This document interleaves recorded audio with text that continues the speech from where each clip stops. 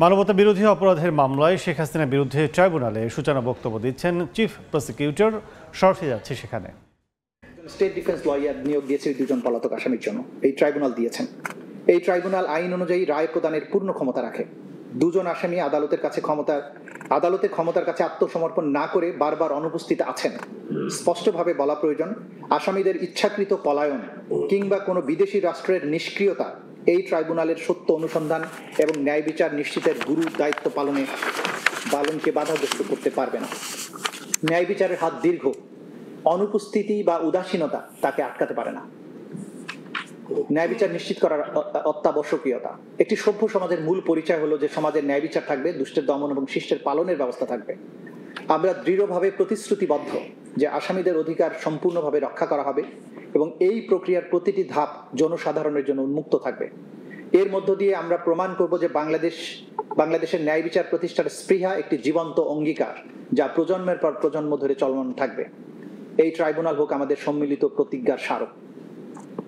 বিচারের ঐতিহাসিক গুরুত্ব। আমাদের জাতির আইন ও নৈতিকতার ইতিহাসে এই মামলা অভূতপূর্ব। এখানে অভিযোগকৃত অপরাধগুলো কোনো দূর অতীতের যুদ্ধের বিশৃঙ্খলায় বা সমাজের আইনহীন বিশৃঙ্খল প্রান্তরে ঘটেনি, বরং ঘটেছে আমাদের গণতন্ত্রের কেন্দ্রস্থলে, জনসমাগমে এবং জনপথগুলোতে, যেখানে জাতির তরুণেরা আশা, বিবেক ও ন্যায়সঙ্গত ও অন্তর্ভুক্তিমূলক ভবিষ্যতের দাবিতে সমবেত হয়েছিল।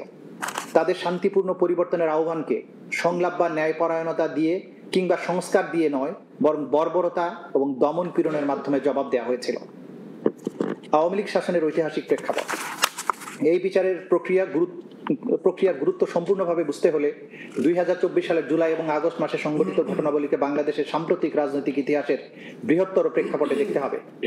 দীর্ঘদিন ধরে জাতীয় রাজনীতিতে প্রভাবশালী শক্তি হিসেবে আওয়ামী লীগ গণতান্ত্রিক পুনর্জাগরণ এবং উন্নয়নের মিথ্যা বাতাবরণ তৈরি করে পরপর কয়েক মেয়াদে তাদের শাসন ক্রমশ একদলীয় দুঃশাসন, মৌলিক মানবাধিকার হরণ, ভিন্নমত দমনের নিষ্ঠুর পন্থায় মানবতা বিরোধী অপরাধ সংগঠন করে গেছে। 2010-এর দশকের প্রথম দিকে দলটি ক্ষমতাসীন হওয়ার পর ইচ্ছেমতো সাংবিধানিক এবং আইনি পরিবর্তন আনয়নের মাধ্যমে ধীরে ধীরে সমস্ত ক্ষমতা প্রধানমন্ত্রীর কাছে কেন্দ্রীভূত করে। বিচার বিভাগ, আইন শৃঙ্খলা বাহিনী এবং গণমাধ্যম সমূহ গুরুত্বপূর্ণ রাষ্ট্রীয় প্রতিষ্ঠানগুলোকে সরাসরি নিয়োগ, বিধিনিষেধ এবং বাক স্বাধীনতা হ্রাসকারী আইনের মাধ্যমে সরকারের কঠোর নিয়ন্ত্রণে আনা হয়। সংসদ এবং জনগণের ভেতরের সমালোচকরা ভয়, ভীতি, আইনি হয়রানি অথবা রাজনৈতিক প্রক্রিয়া থেকে বহিষ্কারের শিকার হন। নাগরিক সমাজ এবং সাংবাদিকরা যদি সরকারের বিবৃতিকে প্রশ্নবিদ্ধ করতেন, তবে তাদেরকে নজরদারি, সেন্সরশিপ এবং নির্বিচার গ্রেপ্তারের হুমকির মুখে পড়তে হতো।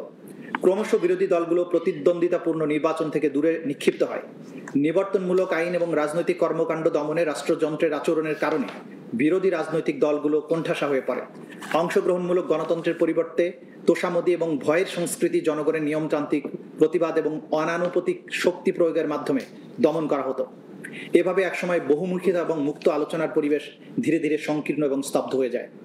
2024 সালের মধ্যে এই পরিস্থিতি বিশেষত দেশের যুব ছাত্র সমাজের মধ্যে তীব্র হতাশার জন্ম দেয়, যারা ঐতিহ্যগতভাবে বাংলাদেশের গণতান্ত্রিক চেতনার মশাল বাহক। অধিকতর স্বচ্ছতা, একাডেমিক স্বাধীনতা, শান্তিপূর্ণ প্রতিবাদের অধিকারের দাবিতে তাদের আন্দোলন ধীরে ধীরে গতি পায় এবং শেষ পর্যন্ত জুলাই এবং আগস্ট মাসের গণবিক্ষোভ একটি অবিস্মরণীয় বিপ্লবে রূপান্তরিত হয়ে স্বৈরশাসককে দেশ থেকে পালাতে বাধ্য করে। মহাকাব্যিক এই বিপ্লবের মাধ্যমে বাংলাদেশে পুনরায় একটি ন্যায়ভিত্তিক, সমৃদ্ধি ও স্বপ্নে পরিপূর্ণ রাষ্ট্র গঠনের সুযোগ সৃষ্টি হয়েছে। আসামিদের বিরুদ্ধে আনিত অভিযোগসমূহ। এই মামলায় 3 জন আসামি, শেখ হাসিনা, আসাদুজ্জামান খান কামাল এবং চৌধুরী আব্দুল্লাহ মামুন। প্রসিকিউশনের মামলার মূল ভিত্তি হলো প্রত্যক্ষ প্রমাণের অপ্রতিরোধ্য শক্তি, সাবেক প্রধানমন্ত্রীর নিজের বক্তব্য, রেকর্ডকৃত অডিও এবং বিভিন্ন। সরাসরি ছিলাম চিফ প্রসিকিউটরের বক্তব্যে।